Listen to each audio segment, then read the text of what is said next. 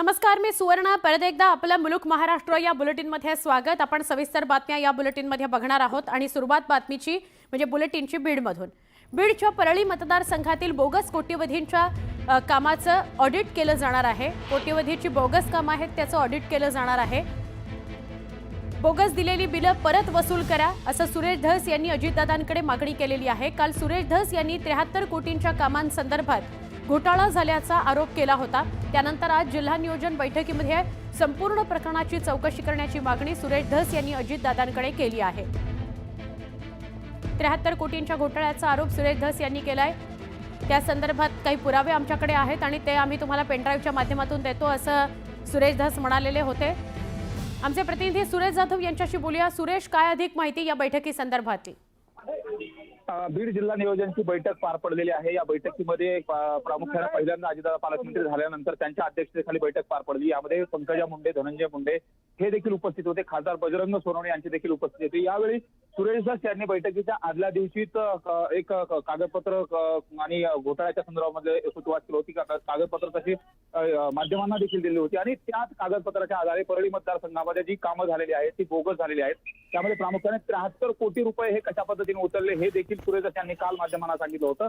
तर आज त्याच संदर्भामध्ये सुरेश धस यांनी अजितदादांकडे देखील मागणी केलेली आहे. ज्या पद्धतीने बोगस बिलं उचलली गेली, अधिकाऱ्याला हाताशी धरून बोगस बिलं उचलली गेली, त्या संपूर्ण प्रकरणाची चौकशी झाली पाहिजे आणि जी उचलली गेलेली बिलं आहेत ती देखील परत वसूल करावी अशी मागणी देखील सुरेश धस यांनी केलेली. तर आपण पाहिलं तर पंकजा मुंडे, धनंजय मुंडे व्यासपीठावर असताना एकूण परळी मतदारसंघातल्या ज्या पद्धतीने बोगस कामं झाली त्या कामाच्या संदर्भामध्ये सुरेश धस यांनी अजितदादांच्या समोर अक्षरशः पाढा वाचलेला आहे. ज्या तक्रारी होत्या, ज्या पद्धतीने कामं झाली त्याचा देखील पाढा वाचला. तसेच मागच्या ज्या जिल्हा नियोजनच्या बैठका होत्या त्यामध्ये कशा पद्धतीने आष्टी आणि इतर जे मतदारसंघ आहेत परळी वगळता त्यांच्यावरती कुठला अन्याय झाला, निधी वाटप करत असताना कशा पद्धतीने भेदभाव केला, या सगळ्या गोष्टीच्या संदर्भामध्ये सुरेश धस यांनी अजितदादांकडे आज मागणी केलेली आहे आणि समान पद्धतीने प्रत्येक मतदारसंघाला निधी मिळावा. सुरेश धस पुरावे देणार होते, ते दिले गेले का? सुरेश धसांनी आता निवेदन ज्यावेळेस त्यांना बैठकीमध्ये बोलण्याची संधी मिळाली त्यावेळेस त्यांनी बैठकीमध्ये हे सगळे मुद्दे तर मांडले. आता बैठक संपल्यानंतर जे पुरावे आहेत ते सगळे पुरावे अजितदादांचे जे पीए आहेत त्यांच्याकडे देखील ते देणार आहेत अशा पद्धतीची माहिती मिळते.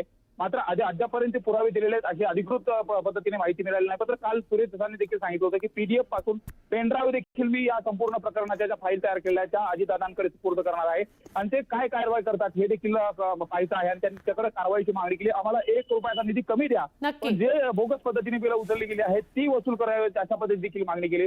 त्यामुळे सुरेश धस कुठेतरी या बैठकीमध्ये आक्रमक झालेलं देखील पाहायला मिळालं.